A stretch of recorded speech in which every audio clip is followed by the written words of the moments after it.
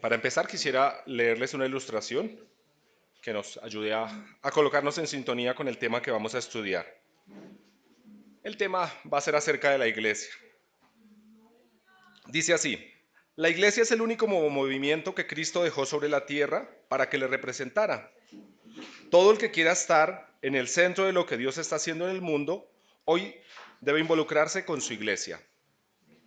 La intención de Jesús es que fuera, ante todo, instrumento para la evangelización del mundo, la edificación de los creyentes y la administración de las necesidades humanas. La mejor manera de entender la naturaleza de la iglesia es pensar en las analogías que se usan para ella.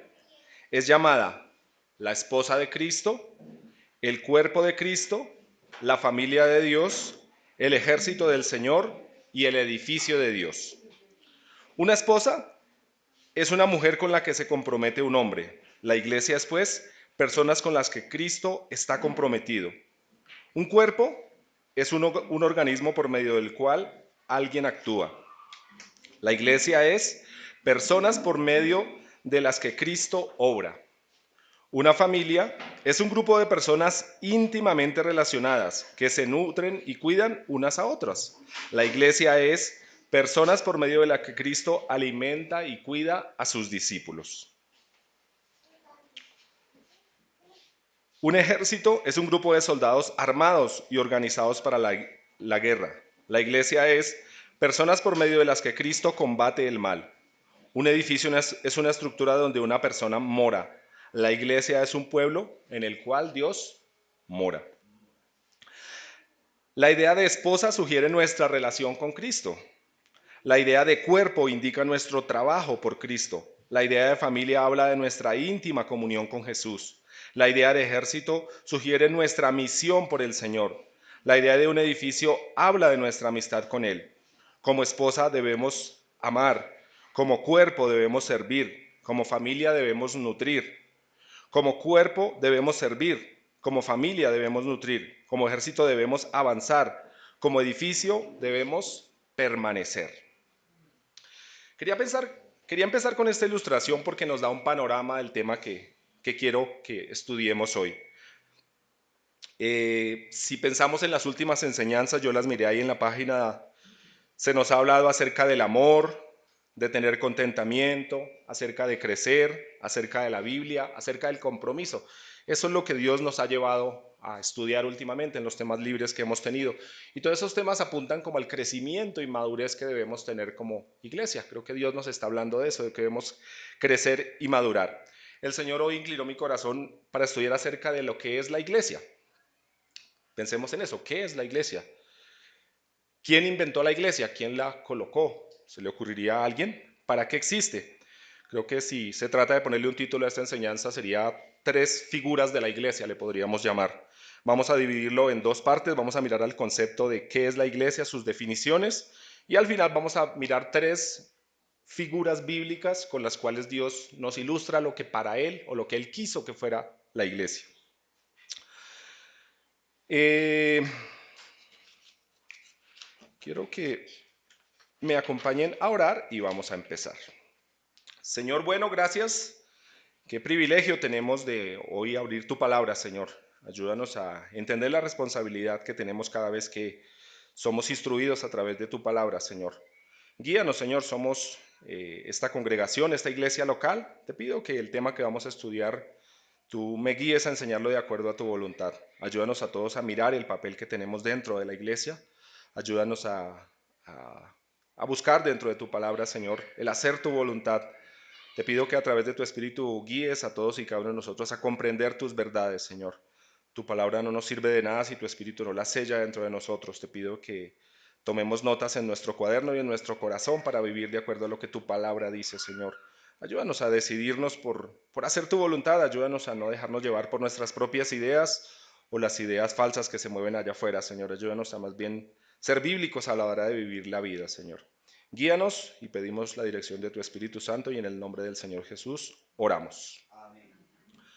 Aunque tal vez está muy trillado, hemos escuchado muchas veces que cuando hablamos de iglesia no nos referimos a un edificio en sí, ¿cierto? Porque como que es costumbre decir vamos a la iglesia, nos referimos vamos a el edificio, ¿cierto? O hablamos, es una costumbre ya cultural, lo que la gente dice va a la iglesia del pueblo, se refiere normalmente al edificio. Usted y yo debemos entender que cuando hablamos de iglesia no nos referimos al edificio, al sitio, al lugar físico, al lugar arquitectónico, sino nos referimos a las personas. Eso es lo que es la iglesia. O sea que la iglesia somos ustedes y yo. Todos somos miembros de esta iglesia local y nos vamos a centrar específicamente en la iglesia local, aunque aplica también a la iglesia universal. La palabra iglesia viene de una palabra griega que es eclesia, que se refiere a una asamblea o a una convocatoria de personas que se reunía con algún fin. De ahí se tomó la palabra que la Biblia usó para hablarnos de lo que es la iglesia. Vamos a la Biblia entonces. Quiero que me acompañen a Primera de Pedro capítulo 2.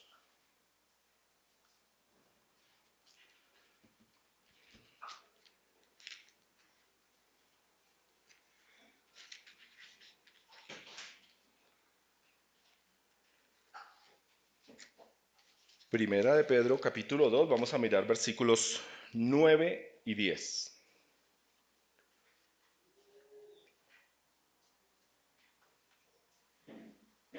Dice, pero ustedes no son así, porque son un pueblo elegido, son sacerdotes del rey, una nación santa, posesión exclusiva de Dios. Por eso pueden mostrar a otros la bondad de Dios, pues Él los ha llamado a salir de la oscuridad y entrar en su luz maravillosa. Antes no tenían identidad como pueblo, ahora son el pueblo de Dios. Antes no recibieron misericordia, ahora han recibido la misericordia de Dios. Utiliza palabras, en mi versión dice pueblo elegido, en la Reina Valera creo que dice linaje escogido. O sea, son personas, la iglesia son personas que son llamadas o que somos llamados por Dios. Dice que es una nación santa, o sea que es apartados del pecado. Esas son características que debe tener la iglesia, llamados por Dios, apartados del pecado. Y dice que nos ha llamado con un propósito, para anunciar las virtudes, para mostrar a otros la bondad de Dios. Ese es el propósito con el cual ha sido constituida la iglesia. R.C. Sproul, un famoso teólogo, tiene una definición que me llamó mucho la atención. Define la iglesia como una asamblea o reunión de los escogidos, aquellos que Dios ha llamado a apartarse de este mundo del pecado y los ha llamado a un estado de gracia. Así lo define él. Reunión de escogidos llamados por Dios para apartarse del mundo y los ha llamado a un estado de gracia. Lo repito. Ahora pensemos en quién planeó la iglesia. ¿Será que fue idea de los discípulos? Dijeron, pues ahora Jesús no está, entonces empecemos a reunirnos, hagamos algo, no nos dejemos enfriar. ¿O sería que los primeros cristianos hicieron eso? ¿O será que los reformadores decidieron, hagamos una reunión de personas? No, vamos también a la Biblia, Mateo 16, 18. Vamos a mirar hoy bastantes versículos. Normalmente cuando enseño no me gusta usar muchos. Quisiera centrarme en pocos para poder enfocar mejor, pero este tema requiere que estudiemos bastantes versículos, así que les pido que estemos pendientes. Si quieren acompañarme, yo utilizo Nueva Traducción Viviente y eso a veces como que uno leyendo al pie se pierde. Si quieren yo les leo, pero si quieren mirar en su versión está muy bien también. Mateo 16, 18. Les leo desde el 17, perdón. Jesús respondió, bendito eres, Simón, hijo de Juan, porque mi Padre que está en el cielo te lo ha revelado. No lo aprendiste de ningún ser humano. Ahora te digo que tú eres Pedro, que significa roca, y sobre esta roca edificaré mi iglesia y el poder de la muerte no la conquistará. Aquí Pedro acaba de reconocer a Jesús como el Mesías, le dice que es el Hijo del Dios viviente, y Cristo dice que sobre esta roca, sobre estas palabras de Pedro, Él edificará su iglesia. En el Nuevo Testamento o en la Biblia es la primera vez que aparece la palabra iglesia, aquí en este texto. Así que Jesús desde esos momentos ya estaba empezando a organizar lo que él ya tenía planeado. Jesús aquí anuncia lo que será la iglesia.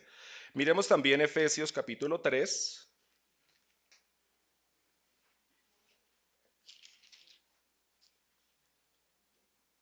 Efesios 3, les voy a leer versículos 9 hasta el 11.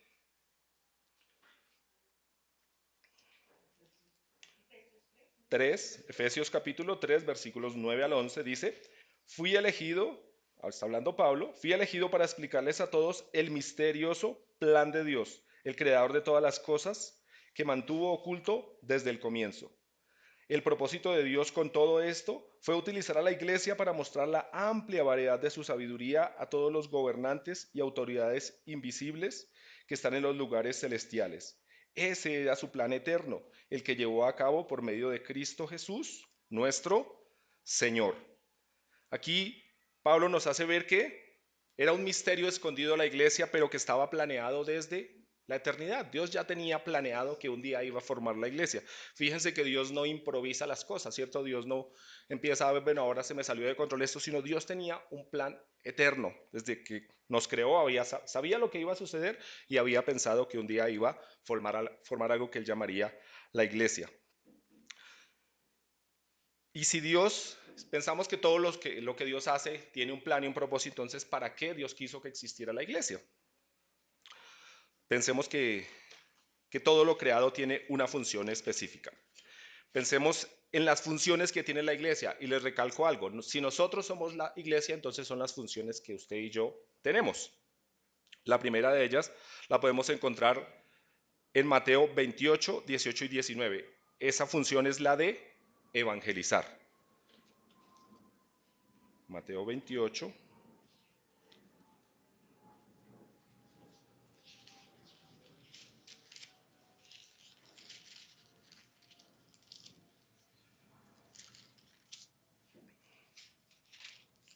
18 y 19. Jesús se acercó y dijo a sus discípulos, se me ha dado toda autoridad en el cielo y en la tierra, perdón. Por lo tanto, vayan y hagan discípulos en todas las naciones, bautizándolos, en el nombre del Padre y del Hijo y del Espíritu Santo. Enseñan a los nuevos discípulos a obedecer todos los mandatos que les he dado y tengan seguro esto, que estoy con ustedes siempre hasta el fin de los tiempos.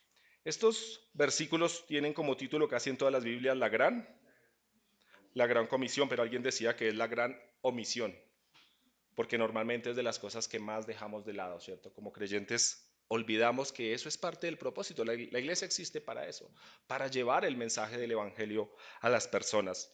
Cuando Jesús pensó en formar su iglesia, tenía como propósito que sirviera para expandir el Evangelio. Eso es lo que, para eso estamos colocados aquí. Por eso en otras partes se nos dice que somos sal, que somos luz, ¿cierto? Somos sal en un mundo desabrido, somos luz en un mundo que está en tinieblas. Para eso nos ha colocado Dios aquí. La iglesia también existe para edificar. Efesios 4, 11 al 15.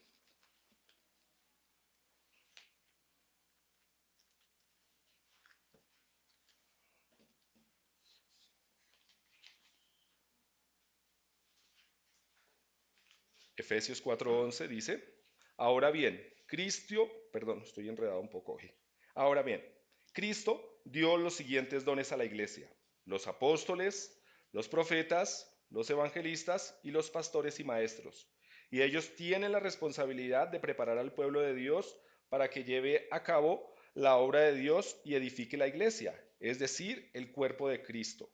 Este proceso continuará hasta que todos alcancemos tal unidad en nuestra fe y conocimiento del Hijo de Dios que seamos maduros en el Señor, es decir, hasta que lleguemos a la plena y completa medida de Cristo. Entonces ya no seremos inmaduros como los niños, no seremos arrastrados de un lado a otro, ni empujados por cualquier corriente de nuevas enseñanzas. No nos dejaremos llevar por personas que intentan engañarnos con mentiras tan hábiles que parezcan la verdad.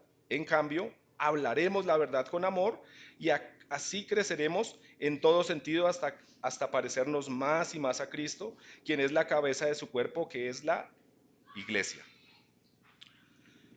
El plan de Dios no fue solamente que fuéramos salvos, ¿cierto? Ese era el mayor riesgo o mayor mal que había en nuestra vida, que estábamos condenados, ¿cierto? Él quiso salvarnos, pero no solamente nos salvó, sino que también quiere que crezcamos, edificarnos. Estos versículos nos habla de que Dios estableció diferentes ministerios, diferentes personas que nos ayudan a crecer, ¿cierto? Habla de evangelistas, pastores, maestros, personas que Dios usa que les da dones, habilidades, capacidades para que nos ayuden a los demás a crecer. Pero también es nuestro deber disponernos para tal fin, ¿cierto? Cuando la iglesia da un curso deberíamos de participar, de estar aprendiendo siempre, de estar creciendo, de entender, está bien, ya no vamos a la condenación, si Cristo es tu Señor, si lo has recibido en tu corazón, ya no estás condenado, eso es cierto, pero ahora tienes o tenemos un deber grande, que es prepararnos. Dice que si nos preparamos, entonces ya no seremos inmaduros. El proceso que Dios quiere empezar en nosotros es llevarnos a la madurez, a crecer. Fíjese que la Biblia utiliza la ilustración del nuevo nacimiento, pero, o sea, de que un niño desde que nace, pero también utiliza la ilustración de crecer y de madurar. Así como en el plano físico nadie se queda como un niño, y es más, hay personas que tienen una, ¿cómo se llama? Que tienen alguna enfermedad y se quedan como niños y uno dice, pues es triste, ¿cierto? No, pues Dios permitió que fuera así, pero el ideal es de que todos crezcan y maduren, ¿cierto? Ese es el propósito. Así debemos pensar espiritualmente de nosotros, ¿cierto? No podemos quedarnos personas ya grandes, pero bebés espiritualmente. Eso está mal, necesitamos crecer. Y el propósito de Dios con la iglesia es llevarnos a crecer. ¿Y cuál es la medida? ¿Hasta dónde decimos, bueno, hasta dónde debo crecer yo? ¿Será que ya soy maduro? ¿Cuál es el punto de comparación? Cristo. La medida es Cristo, nos vamos a parecer a Él, como que nos miramos al espejo espiritual y decimos, ¿qué tan parecido soy a Cristo? ¿Soy más parecido hoy que lo que era antes? ¿Será que sí he madurado desde mis 10, 5, 7, un año, 6 meses, 3 meses de que conocí a Cristo? ¿Estoy pareciéndome más a Él? ¿O me quedé en un estado me quedé siendo un adolescente espiritual nomás? No, el Señor quiere que crezcamos. Dice que no seremos arrastrados por nuevas enseñanzas. Creo que en esta época, no sé, o esta es la época en que nos tocó vivir, pero uno mira la internet o escucha miles de cosas teológicas y hay muchísima falsedad enseñándose en este momento. Y se parece mucho a la verdad, ¿no? Entonces, si nosotros no estamos creciendo, si no nos estamos buscando la madurez espiritual, es posible que seamos arrastrados por nuevas doctrinas, por nuevas enseñanzas, ¿cierto? Vamos a ser bombardeados y uno tiende a decidirse por algo que le gusta, ¿cierto? O sea, como que a veces uno ve a una persona que empieza a buscar o a irse hacia algún tipo de secta. ¿Y por qué se va para allá? Porque se deja arrastrar por lo que le gusta. Le parece que eso es mejor así que como dice la Biblia, ¿cierto? Aunque es engañado pensando que sí está siguiendo la Biblia. Entonces, vivimos en un mundo peligroso, teológicamente peligroso. Necesitamos prepararnos, buscar la madurez espiritual. Es bueno evaluarnos eso, ¿cierto? Estamos creciendo, maravilloso, felices de ser salvos, pero necesitamos crecer también. Eh, Repito, creo que no perdamos las oportunidades que tenemos de crecer a través de la iglesia. Creo que en nuestra iglesia a veces hacemos algún curso, está el Instituto Fiel, está cursos de Maús, hay muchas formas de estar creciendo y madurando. En internet también hay buenos materiales, pero también hay materiales muy peligrosos. Entonces, quizás si usted dice, bueno, voy a tomar un curso ahí, consulte con el liderazgo de la iglesia, que le guíen, que eso sí es de sana doctrina y no vaya a terminar enredándose en algo incorrecto. Otro propósito para el cual existe la iglesia es para pastorear. Primera de Pedro, capítulo 5.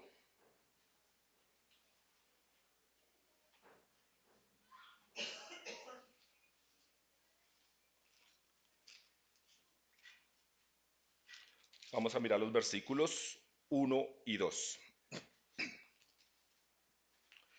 Y ahora una palabra para ustedes los ancianos en las iglesias. También soy un anciano y testigo de los sufrimientos de Cristo. Y yo también voy a participar de su gloria cuando Él sea revelado a todo el mundo como anciano igual que ustedes. Les ruego, cuiden del rebaño de Dios, cuiden del rebaño que Dios les ha encomendado. Háganlo con gusto, no de mala gana, ni por el beneficio personal que puedan obtener por ello, sino porque están deseosos de servir a Dios. Continúa, no abusen de la autoridad que tienen sobre los que están a su cargo. Ahí hay mucho acerca de lo que es el pastoreo. Estamos aquí para ser pastoreados. Bueno, más adelante vamos a ver que también es nuestra responsabilidad pastorear, pero la iglesia existe para que haya un pastoreo de nosotros, ¿cierto? El tema anterior acerca de la edificación tiene que ver con los temas doctrinales, con el crecimiento puro en la doctrina. El pastoreo tiene que ver con el cuidado, con con el cuidado a nuestras necesidades emocionales, al ánimo, ¿cierto? Fácilmente nos desanimamos, fácilmente caemos, fácilmente. El pastoreo es ese aspecto del cuidado, de la protección, de estar cuidando nuestras almas mutuamente, de tener aliento, de tener consuelo. Todos tenemos necesidades que solo la iglesia puede suplir. Vamos a ver más adelante que la iglesia está conformada por diferentes personas que nos ayudamos entre sí, que yo tengo áreas fuertes en mi vida en la cual quizás tal vez necesito poca o ninguna ayuda, pero hay otras áreas en las cuales soy débil y así es usted también. Hay áreas en su vida en las cuales usted puede ser muy fuerte, pero necesita de la ayuda de otros. Por eso Dios quiso colocarnos en medio de un grupo. Dios no dejó a nadie solo. O sea, no hay cristianos del llanero solitario, no. Todos estamos diseñados para vivir en una comunidad. Creo que alguien utilizaba la ilustración de un fuego, ¿cierto? Si usted prende una fogata, la tiene ahí un buen rato y a las 10 de la noche dice me voy a acostar y se deja todos los leños ahí metidos, ¿qué pasa el otro día? A pesar del frío. Están encendidos, están ahí, aunque está saliendo algo de humo y se mantiene. Pero si usted coge uno y lo separa y lo deja parte de ese grupo, ese leño se va a apagar. ¿Por qué? Porque entre todos mantienen el calor. Creo que ilustra muy bien de lo que puede ser el permanecer dentro de la congregación de la iglesia local. Eso ayuda a mantenernos tibios o calientes unos a otros, ¿cierto? Si alguien se está enfriando, los demás le ayudamos y así. Eso ilustra bien. Podríamos encontrar muchas más funciones que puede tener la iglesia, como por ejemplo la adoración a Dios. Quizás en los materiales que estudié hablaba de eso, o sea, como que la oración es una de las funciones, pero para mí la adoración es transversal a todas ellas. O sea, la adoración a Dios tiene que ver con evangelizar, la adoración a Dios tiene que ver con edificar, la adoración a Dios tiene que ver con pastorear. O sea, en todas estas, en todas estas actividades debemos adorar a Dios. Nuestro propósito es adorarlo en comunidad y debemos participar de esto. Bueno, en la parte B vamos a ver las figuras o tipo que usa la Biblia para ilustrar lo que es la iglesia. Una figura es, bueno, más adelante creo que lo voy a explicar. Primera de Corintios capítulo 3, versículos del 9 al 11 y aquí la ilustración es el edificio de Dios. Primera de Corintios capítulo 3,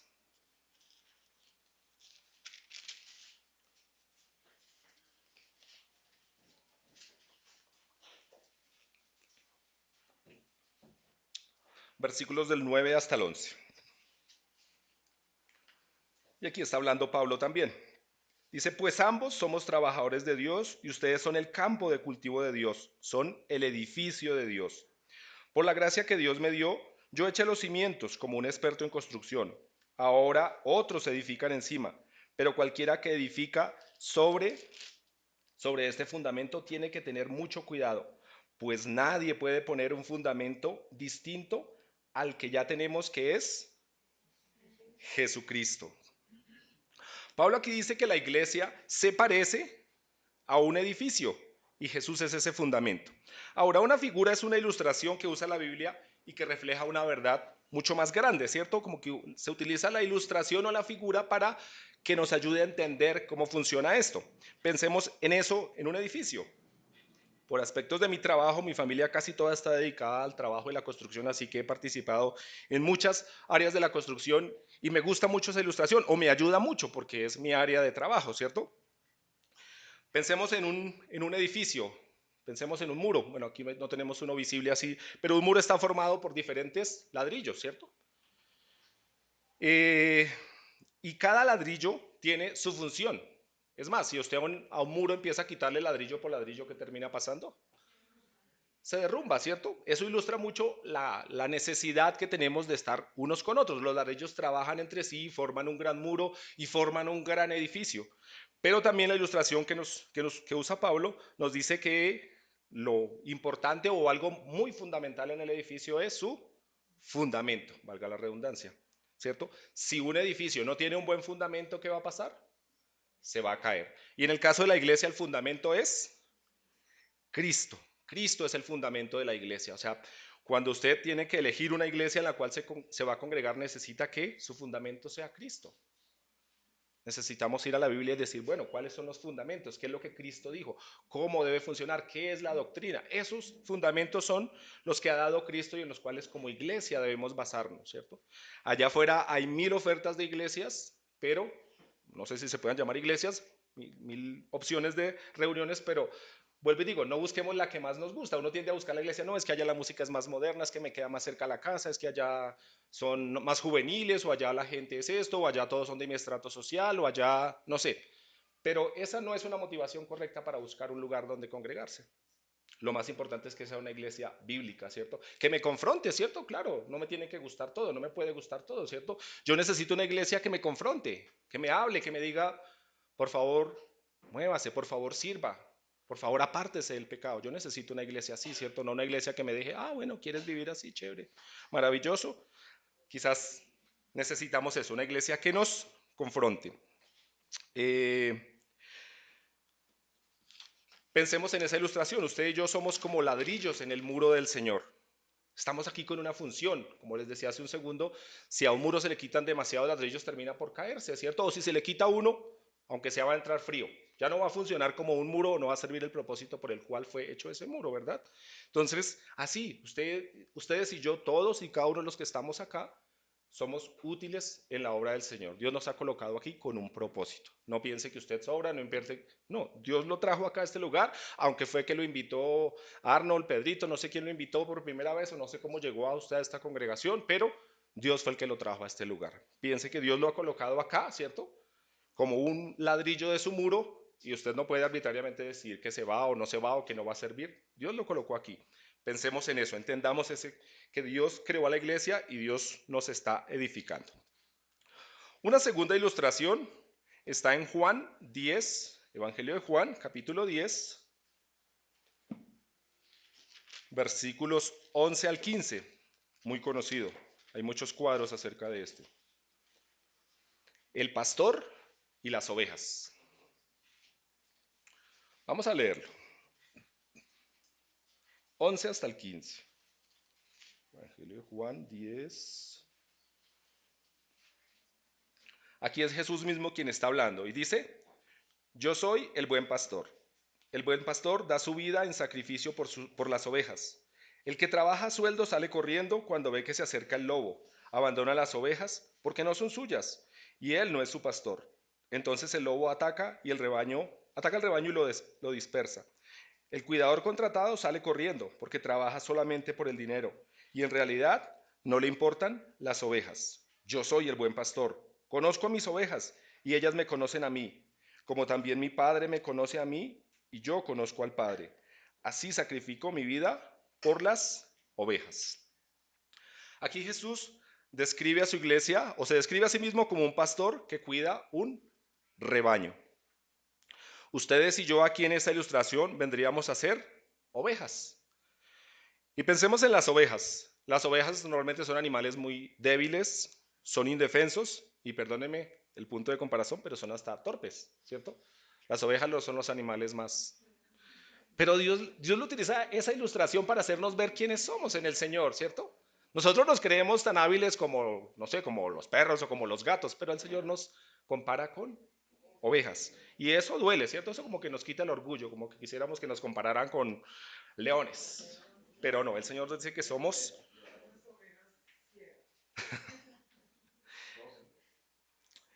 Pensemos en las ovejas. Fíjense que ellas en todo dependen del pastor. Él es quien las protege del lobo, ¿cierto? Él es, él es el que los guía a los mejores pastos. Él es el que las lleva a las aguas limpias. Él es el que camina delante de ellos y los guía hacia el redil. Así, de ese modo, pensemos en esa ilustración. Debemos reconocer que sin Dios somos frágiles, somos presa fácil del enemigo. Digo, no nos creamos tan sagaces y tan sabios.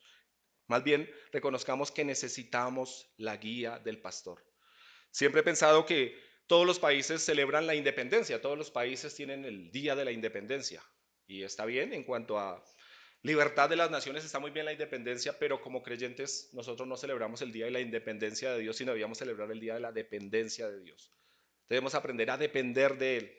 La independencia está bien cuando queremos que nuestros hijos crezcan y cada día sean más independientes y que no dependan tanto de nosotros, pero como creyentes sí, nuestra relación en dependencia de Él, entre más fuerte es, nos protege mucho más.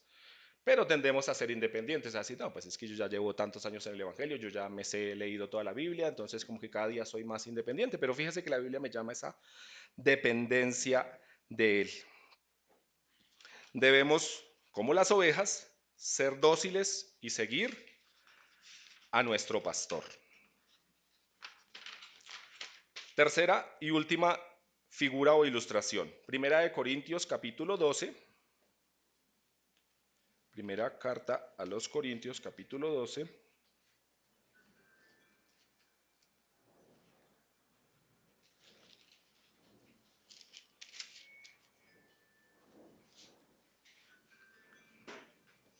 Versículo 12 también. Hasta el 27 vamos a leer. Y aquí la ilustración es el cuerpo y la cabeza. Está hablando de un cuerpo humano. Dice, el cuerpo humano tiene muchas partes, pero las muchas partes forman un cuerpo entero.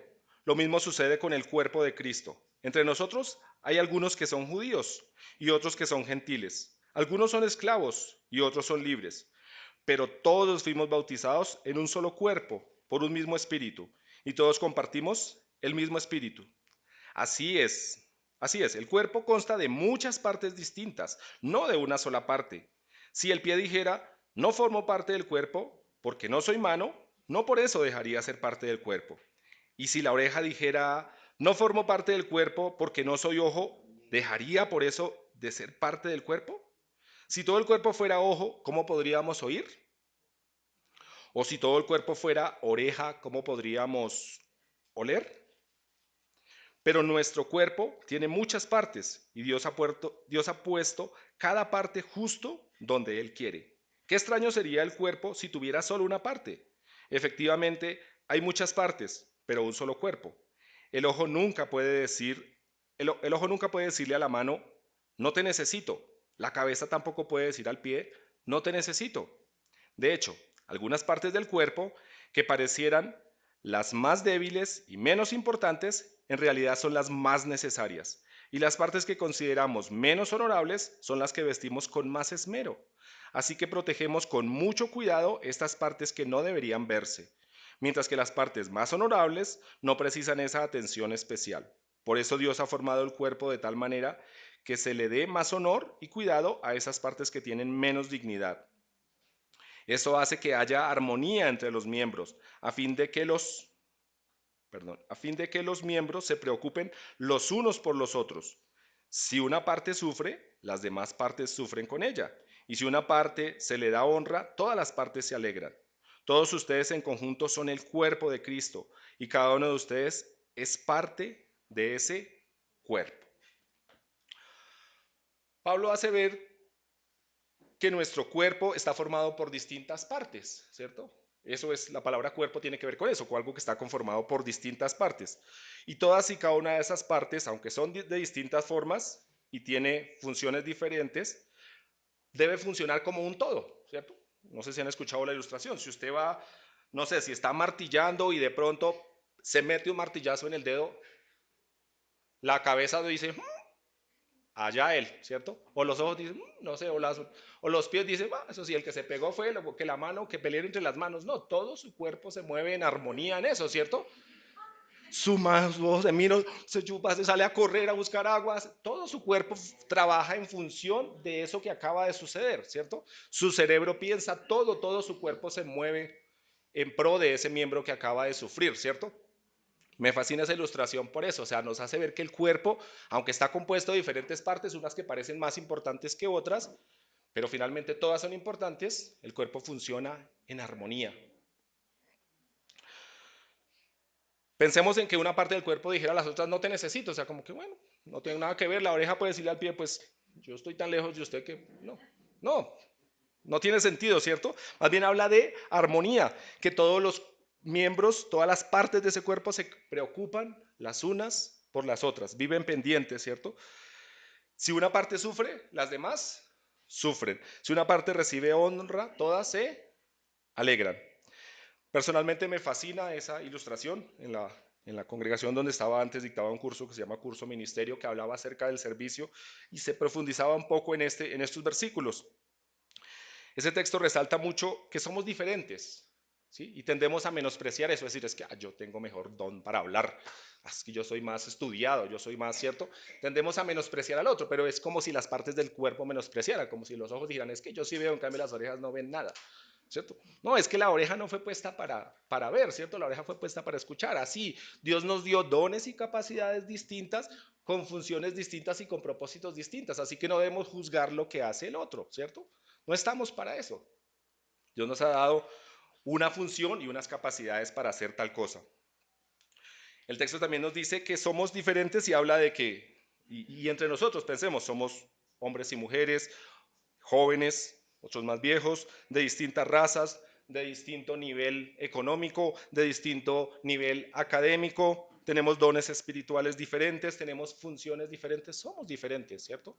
Pero vuelvo y digo, eso Dios lo colocó así y debemos evitar el menosprecio de las habilidades y las capacidades de otros. Y también no sentirnos menospreciados, es que yo, pues no, yo para pararme allá adelante a predicar, o yo para dar una clase de escuela dominical yo no sirvo, yo no puedo cantar tan bonito como canta Ángela, o no puedo tocar la guitarra como Martín. Maravilloso, sí, es eso. Dios no quiere que todos toquemos la guitarra como Martín o que cantemos como Ángela. No, Dios nos ha dado dones y capacidades distintas. Usted tiene una función acá. El punto es, busquemos los dones que Dios nos ha dado y empecemos a servirle al Señor y Dios nos va a usar como Él quiere. Eh, pero siendo diferentes, piense que somos iguales ante Dios. Vuelvo y digo, como en la ilustración del cuerpo. Cada parte del cuerpo es diferente, ¿cierto? Unas andan por el piso, unas les toca ensuciarse más, otras hay que protegerlas mucho más. Somos diferentes, pero ante los ojos de Dios todas son iguales. Cristo es la cabeza de ese cuerpo. Pensemos en eso, ¿sí? Nosotros somos el cuerpo de Dios y Cristo es nuestra cabeza. Y eso habla de que Él es el que nos guía. A Él seguimos, ¿cierto? Las decisiones que tomamos todas se toman aquí en nuestra cabeza. La ilustración es perfecta, ¿cierto? La cabeza es la que guía al resto del cuerpo hacia lo que debe hacer. Así, Cristo es nuestra cabeza. No estamos llamados a movernos como un cuerpo de manera independiente a la cabeza, no. O sea, la cabeza es la que dice que debe pasar. Así debemos ser dependientes de Dios. Ya cerrando y a manera de conclusión y queriendo hacer como un repaso y resaltar algunos puntos prácticos de aplicación, quisiera cerrar con una lista de deberes y privilegios que tenemos como miembros de una iglesia y específicamente de esta iglesia local. Y quise revolvernos, no voy a hacer una lista aparte de deberes y otra de privilegios, no, sino finalmente están revueltos. O sea, por ejemplo, congregarse. ¿Es un deber congregarse? Sí, pero también es un privilegio poder congregarse, es un derecho que tenemos, o sea, usted tiene todo el derecho de venir y reunirse con nosotros, pero también tiene el deber de hacerlo.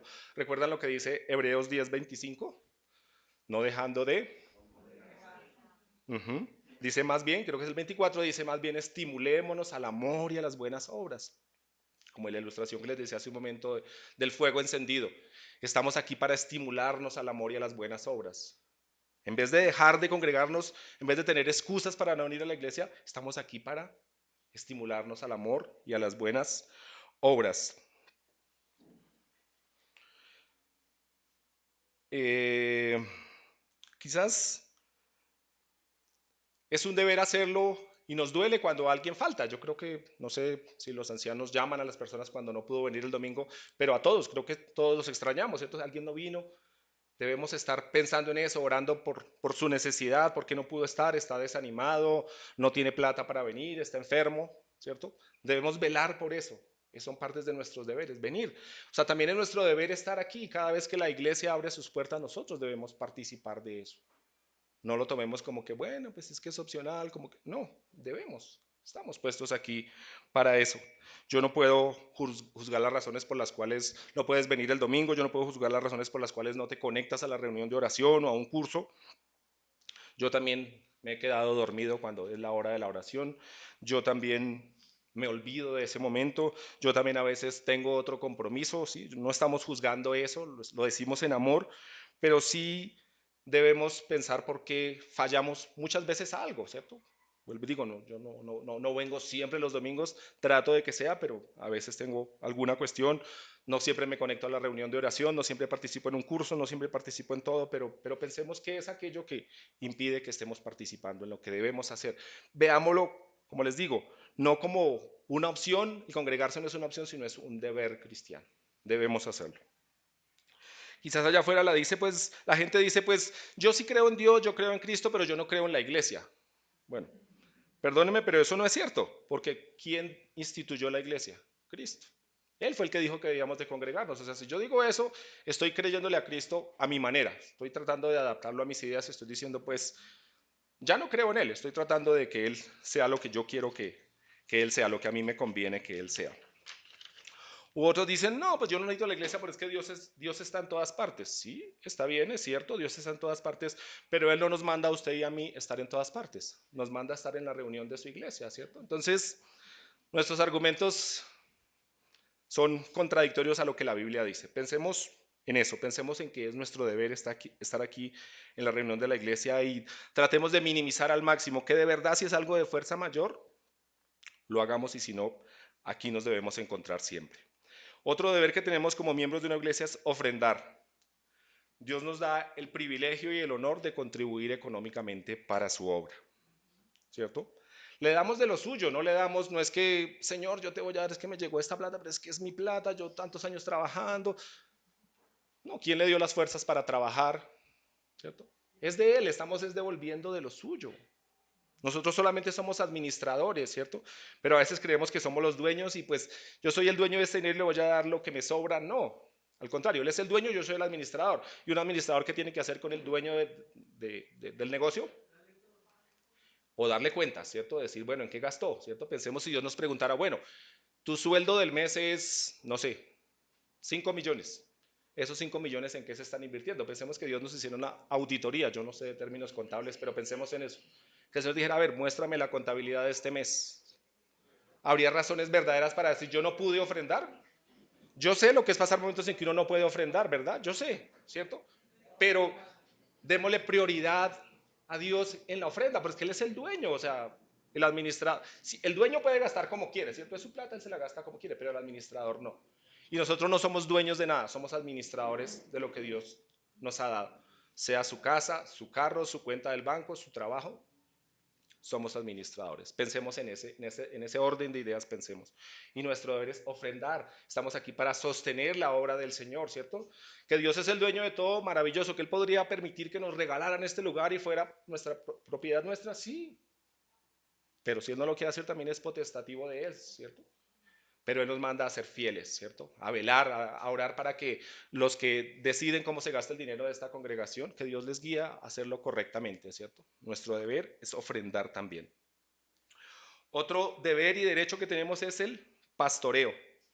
Sí, como leíamos en el texto de hace un momentico, el pastoreo es principalmente responsabilidad de liderazgo de la iglesia, de los ancianos, de sus esposas, van, visitan a las familias, cómo están, qué está pasando, pero a la vez nosotros también debemos ser parte de ese pastoreo.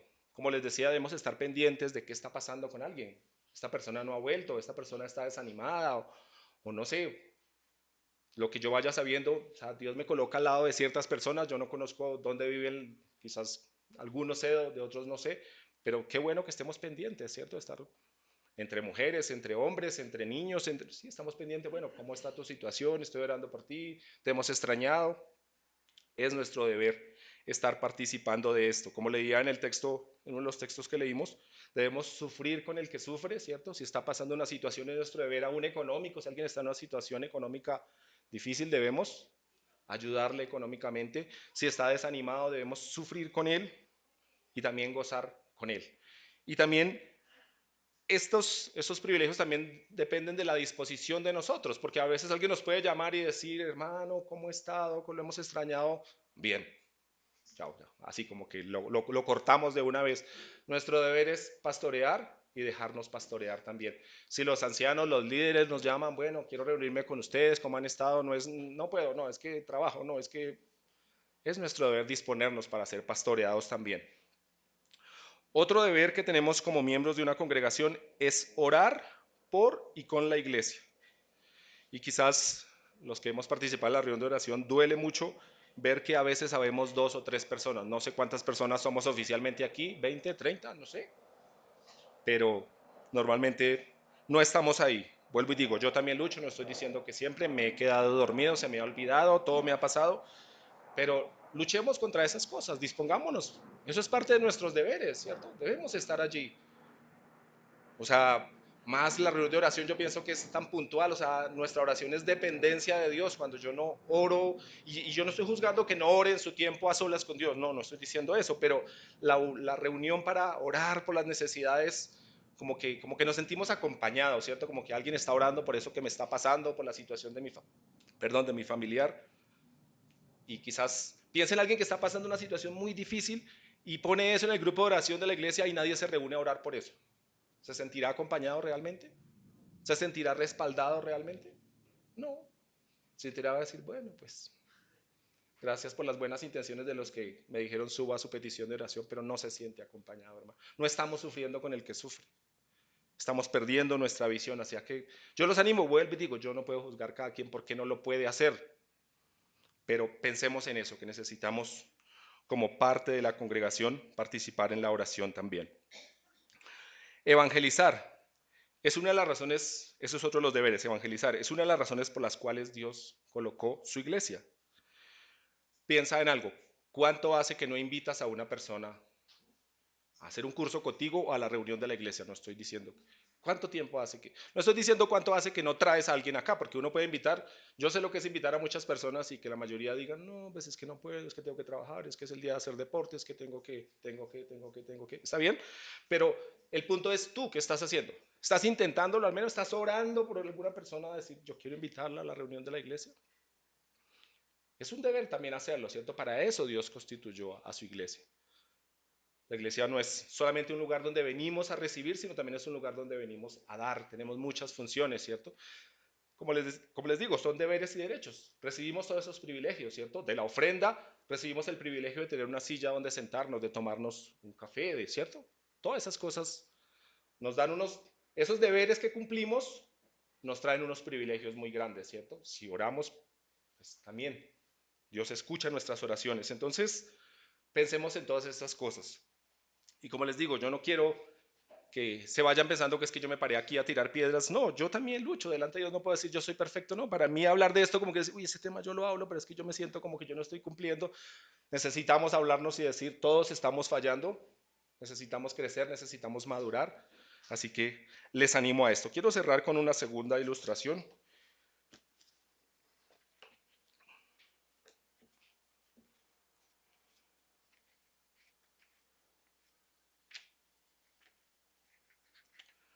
Dice, las iglesias y sus miembros. Siempre hay personas dispuestas a investigar las estadísticas más curiosas. Una de estas estadísticas establece, medio en serio, medio en broma, el 10% de los miembros de la iglesia no se sabe dónde está. El 20% de ellos no asiste nunca a los cultos. El 25% confiesa que nunca ora. El 30% dice que no lee la Biblia. El 40% nunca ofrenda. El 50% nunca asiste a los cultos vespertinos. El 60% no ofrenda para las misiones. El 70% no acepta ninguna responsabilidad de la iglesia.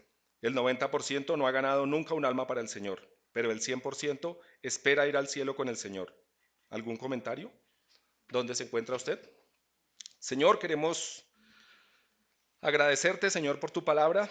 Tú nos has colocado en una iglesia, Señor, en tu iglesia local. Como miembros de ella, Señor, debemos mirar que estemos cumpliendo la finalidad con la cual nos has colocado allí, Señor. Gracias por este lugar, gracias por estos hermanos con los que nos congregamos, gracias por quienes nos visitan, Señor. Gracias porque nuestros hijos se encuentran aquí quien les ayude a crecer en la fe. Gracias porque encontramos consuelo para nuestras almas. Gracias porque muchos conocimos el Evangelio a través de la iglesia local, Señor. Pero quiero pedirte que nos hable, Señor, y que no olvidemos nuestros deberes y responsabilidad que tenemos como iglesia, Señor. Gracias porque nos has colocado ahí en ese cuerpo, Señor, en ese edificio, en ese rebaño, Señor, y quieres ayudarnos a crecer, Señor. Ayúdanos a ayudar a compartir el mensaje a otros, Señor. Tu propósito es salvar, tu propósito es que tu nombre sea exaltado. Ayúdanos a servir en tu obra de una y muchas maneras. Ayúdanos a dejar de lado nuestras críticas, nuestra pereza, nuestros argumentos que nos impiden participar activamente de todas las actividades de la iglesia, Señor. Ayúdanos a ser fieles en ofrendar, ayúdanos a buscar en oración, Señor, ayudar en las necesidades de otros, Señor. Gracias por tu fidelidad, gracias por tu amor, gracias porque tus planes y propósitos son perfectos y te pido que no nos dejes desviarnos de tu camino. En el nombre del Señor Jesús, amén.